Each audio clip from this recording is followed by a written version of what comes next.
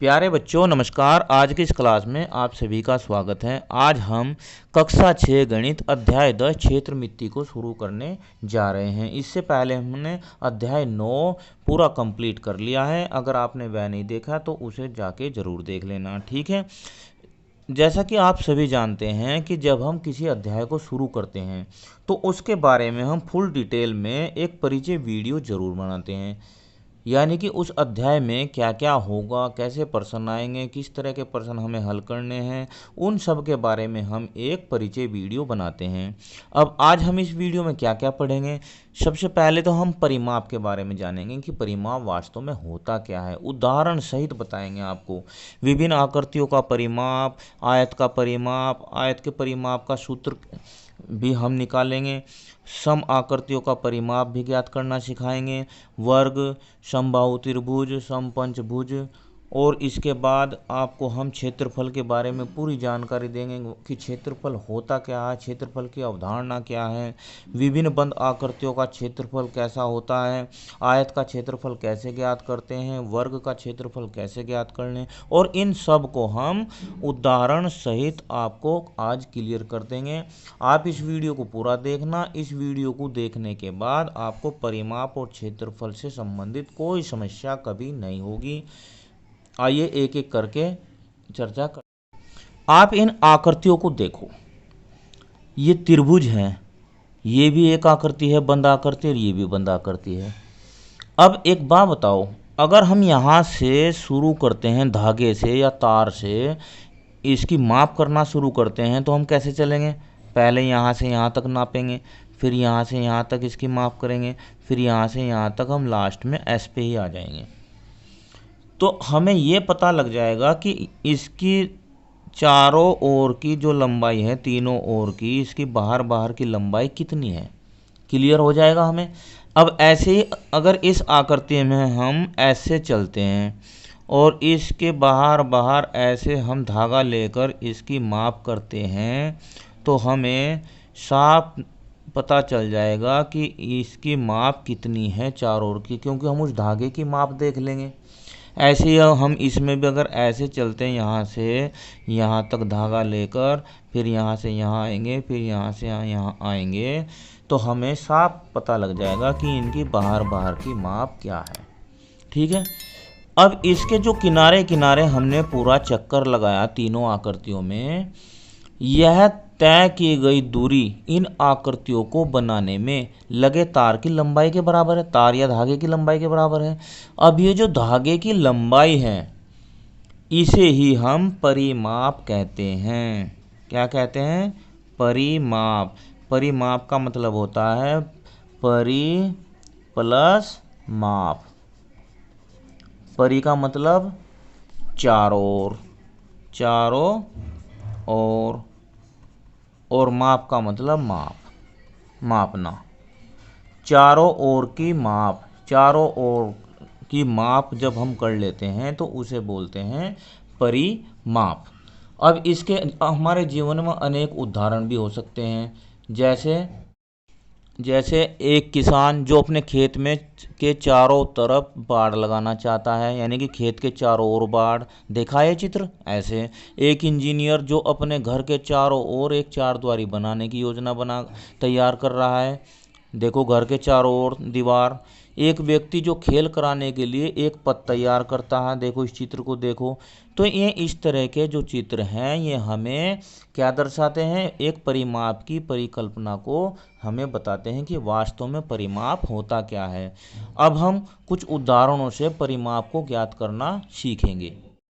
ये देखो, निम्न आकृतियों का परिमाप ज्ञात कीजिए। अब ये कुछ आकृतियां हैं, इनके हमें परिमाप ज्ञात करने हैं। कैसे? परिमाप का सीधा सीधा मतलब यह है कि चारों ओर की माप करनी है। अब देखो यहाँ से लेकर यहाँ तक ये एक आयत है, तो ए से लेकर बी तक की दूरी कितनी बच्चों? 40 सेंटीमीटर। 40। बी से सी तक की कितनी है? 10। और सी से डी तक की है 40। और भाई डी से ए तक की है 10। अगर हमने जोड़ा तो 40 10 50, 40 90 और 10 100 सेंटीमीटर इसका परिमाप हो गया। ऐसे हम किसी भी आकृति का परिमाप ज्ञात कर सकते हैं। ये वर्ग है।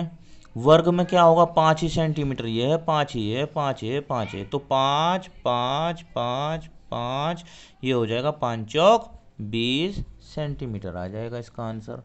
अब ये आकृति देखो कैसी है, ये सेम ऐसी है जैसी हमने अभी देखी थी। अब इसमें कैसे करेंगे हम इसमें यहाँ से शुरू करेंगे। ए से बी तक की कितनी है, 1, बी से सी तक 3, सी से डी तक 3 सेंटीमीटर, डी से ई तक 1 सेंटीमीटर, और ई से एफ तक 3 सेंटीमीटर, और एफ से जी तक फिर 3 सेंटीमीटर, जी से एच तक 1 सेंटीमीटर, एच से आई तक 3 सेंटीमीटर, आई से जे कर 3 सेंटीमीटर, जे से के तक 1 सेंटीमीटर, के से एल तक 3 सेंटीमीटर, और भाई एल से ए तक 3 सेंटीमीटर। ठीक है, अब ये हमने क्या किया, इन सब को जोड़ लिया। अब जोड़ेंगे तो क्या आंसर आएगा, देखो 1 और 3 4, 3 7 और 1 8 और 3 11 और 3 14 और 1 15 और 3 18 और 3 21 और 1 22 और 3 25 और 3 28 सेंटीमीटर इसका उत्तर आ जाएगा। इस तरह किसी भी तरह की आकृति हो, उन सभी के हम परिमाप ज्ञात कर सकते हैं। आशा करता हूँ कि आपको परिमाप की परिकल्पना समझ में आ गई होगी कि वास्तव में परिमाप होता क्या है। अब हम एक आयत के परिमाप का फॉर्मूला निकालेंगे कि आयत का परिमाप कैसे ज्ञात करते हैं। ये एक आयत है ए बी सी डी, ठीक है। अब इसकी लंबाई जो है 15 सेंटीमीटर है, चौड़ाई 9 सेंटीमीटर है। आयत का परिमाप चारों भुजाओं की लंबाई का योग होगा। चलो, A B plus B C plus C D plus D A, तो A B plus B C और plus A B plus B C. अब देखो ए बी 2 हो गई ना, और बी सी भी 2 हो गई, तो 2 ही ए बी होगी और 2 ही बी सी होगी, तो 2 हमने बाहर ले लिया और ब्रैकेट में रह गया A B plus B C. सीधी सी बात है, यानी कि लंबाई और चौड़ाई को जोड़ लो और उसका दोगुना कर दो, क्योंकि आयत की लंबाई लंबाई के बराबर होती है, चौड़ाई चौड़ाई के बराबर होती है। अब चलो जोड़ लेते हैं। 2 लंबाई कितनी है, 15 सेंटीमीटर प्लस 9 सेंटीमीटर है चौड़ाई, तो 15 और 9 24, 24 दूनी 48, 48 सेंटीमीटर आ गया इसका आंसर। अब फॉर्मूला देखो क्या निकल के आया। अतः ऊपर दिए हुए उदाहरण में हमने देखा कि आयत का परिमाप लंबाई प्लस चौड़ाई प्लस लंबाई प्लस चौड़ाई, यानी कि 2 गुणा लंबाई प्लस चौड़ाई होता है। अब देखो आयत का जो परिमाप है वो तो हमने ज्ञात कर लिया कि 2 गुणा लंबाई प्लस चौड़ाई होता है। इसके बाद हम, जैसा हमने आपको बताया था, सम आकृतियों का परिमाप ज्ञात करना सीखेंगे। सम आकृतियों का परिमाप। अब सम आकृतियाँ होती कौन कौन सी है, जिनकी सभी भुजाएं बराबर हो। अब वो कौन सी होगी, एक तो ये वर्ग होगी, ठीक है भाई, वर्ग होगी। एक समबाहु त्रिभुज होगी, क्योंकि समबाहु त्रिभुज की भी सभी भुजाएं क्या होती है, बराबर होती है। समबाहु त्रिभुज। और इसके अलावा और कौन सी होगी समबाहु, एक समाकृति होगी सम पंचभुज, सम षष्ठभुज, सम अष्टभुज, यानी कि 5 भुजाओं अगर बराबर होगी तो सम पंचभुज हो जाएगा। क्या होगा, सम पंचभुज, सम षष्ठभुज, अष्टभुज, ऐसे कई प्रकार की आकृतियाँ ये सम आकृतियाँ कहलाती हैं। तो इनका परिमाप कैसे ज्ञात करेंगे, देखो यहाँ पर वर्ग है। अब परिमाप का तो फॉर्मूला सीधा सीधा है कि हम क्या करते हैं, चारों ओर की माप कर लेते हैं। तो इसका क्या होगा, अगर हम इसका निकाल लेंगे परिमाप, तो 1 मीटर है इसकी भुजा, तो 1 मीटर प्लस 1 मीटर परिमाप बराबर 1 मीटर प्लस 1 मीटर। अब एक बात तो बताओ कितनी हो गई है, 1 1 2 2 1 3 3 1 4, 4 मीटर होगी।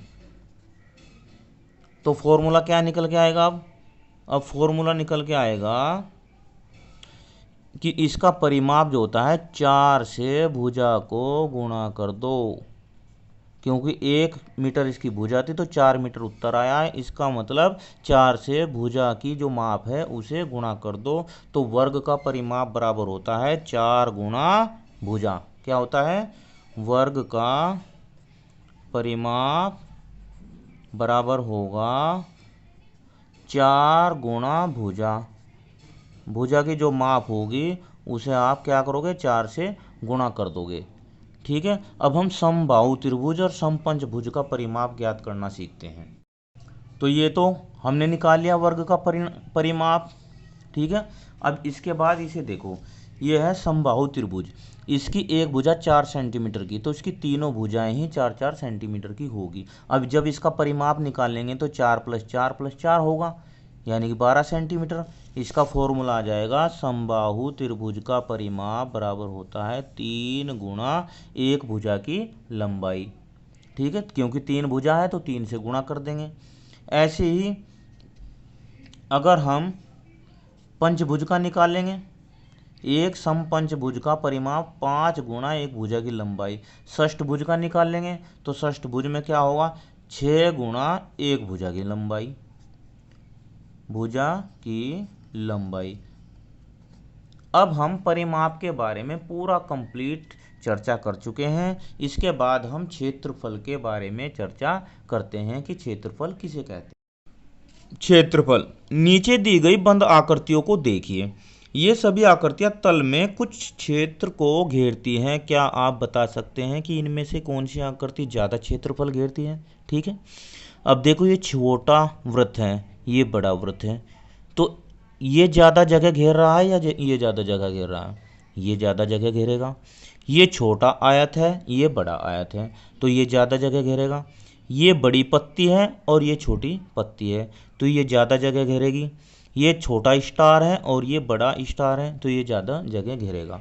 अब जो ये आकृतियाँ जगह घेरती हैं, कुछ जगह को ढकती हैं, तो इस एरिया को, इस जगह को ही हम आकृतियों का क्षेत्रफल कहते हैं। बंद आकृतियों द्वारा घेरे गए तल के परिमाण को उसका क्षेत्रफल कहते हैं। इसलिए क्या आप बता सकते हैं कि ऊपर दी गई आकृतियों में किसका क्षेत्रफल अधिक है, किसका क्षेत्रफल अधिक है। देखो, अगर ध्यान से देखोगे तो पत्ती का क्षेत्रफल ज़्यादा है, क्योंकि पत्ती ज़्यादा जगह घेर रही है। तो अब क्षेत्रफल आपके समझ में आ गया होगा कि क्षेत्रफल किसी भी आकृति द्वारा घेरा गया एरिया, घेरा गया क्षेत्र, उसका क्षेत्रफल कहलाता है। इसे अंग्रेजी में बोलते हैं एरिया। क्या बोलते हैं, एरिया। अब हम क्या करेंगे कि विभिन्न बंद आकृतियों के क्षेत्रफल ज्ञात करेंगे। कुछ हम उदाहरण आपको दिखाते हैं। उदाहरण नंबर 11 लेते हैं हम। वर्गों को गिनकर आकृति 10.9 b का अनुमानित क्षेत्रफल ज्ञात कीजिए। देखो, हमने क्या किया कि ये वर्ग बने हुए हैं, ये वर्ग, ये 1 सेंटीमीटर के वर्ग बने गए हैं, इनके ऊपर ये हमने आकृतियाँ लगा दी, ये आकृति हमने इसके ऊपर लगा दी। तो अब हमें देखना है कि यह कितना एरिया घेरती है, कितना क्षेत्रफल घेरती है। तो हम इसका आइडिया कैसे लगाएंगे भाई, हम इसका आइडिया लगाएंगे, पहले तो हम इसमें देखेंगे कि वर्ग पूरे पूरे कितने हैं। देखो, एक तो वर्ग हो गया ये पूरा, 2 3 4 5 6 7 8 9 10 और 11 वर्ग तो है इसमें पूरे। इसके बाद आधे घिरे हुए वर्ग कितने हैं, आधे, आधे देखो इसमें 3 हैं। एक तो ये हो गया आधा, एक हो गया ये 2, और एक ये 3 आधे हैं। और आधे से अधिक घिरे हुए हैं इसमें 7। ऐसे ही हमने इसमें काउंट कर लिया, आधे से कम भी काउंट कर लिए। तो हम क्या करते हैं कि जो पूरे हैं उन्हें तो हम पूरा कंप्लीट लेते हैं, और जो आधे घिरे हुए हैं उनका हम आधा कर लेंगे, और जो आधे से अधिक हैं उन्हें हम पूरा कंप्लीट ही गिन लेते हैं। तो हमने क्या किया, इसका कुल क्षेत्रफल 11 तो पूरे हैं और 3 आधे हैं और 7 आधे से अधिक है। तो जो आधे से अधिक होता है उसे हम पूरा ही ले लेते हैं। तो यहाँ पर हो गया 19 सही 1/2 वर्ग इकाई इसका क्षेत्रफल आ जाएगा। सिंपल सी बात है कि इस आकृति ने कितना क्षेत्रफल घेरा है, कितने क्षेत्र पे ये आया है, हमने वर्गों को गिनकर इसका क्षेत्रफल ज्ञात कर लिया। ऐसे ही सेम हमने इसमें भी किया है, उदाहरण नंबर 12 में। यहाँ पर देखो हमने ये पत्ती लगा दी, तो इसमें हम क्या करेंगे, पूरे घिरे हुए वर्ग गिनेंगे, पूरा कंप्लीट कौन सा है, कंप्लीट तो इसमें एक ही आ रहा है, ठीक है।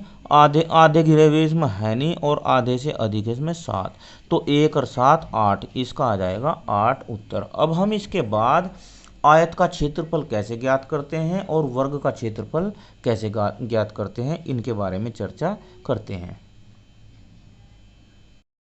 अब ये एक आयत है हमारे पास जिसकी लंबाई तो है कितनी 5 सेंटीमीटर और चौड़ाई 3 सेंटीमीटर। अब ये हमने इसके ऊपर रख दिया, ठीक है। अब हम देखते हैं कि कितने वर्ग है इसमें, 1 2 3 4 5 6 7 8 9 10 11 12 13 14 15, कितने हैं 15 वर्ग इकाई या सेंटीमीटर, ठीक है भाई। अब 15 कैसे आया, देखो अगर हम 5 की और 3 की गुणा करते हैं तो 5 तिया 15, इन दोनों की गुणा करने से भी 15 ही आता है। तो अब हमारा फॉर्मूला निकल के आ गया है, आयत का क्षेत्रफल बराबर लंबाई गुणा चौड़ाई। अगर हम आयत की लंबाई और चौड़ाई की गुणा कर देते हैं तो आयत का क्षेत्रफल ज्ञात हो जाएगा।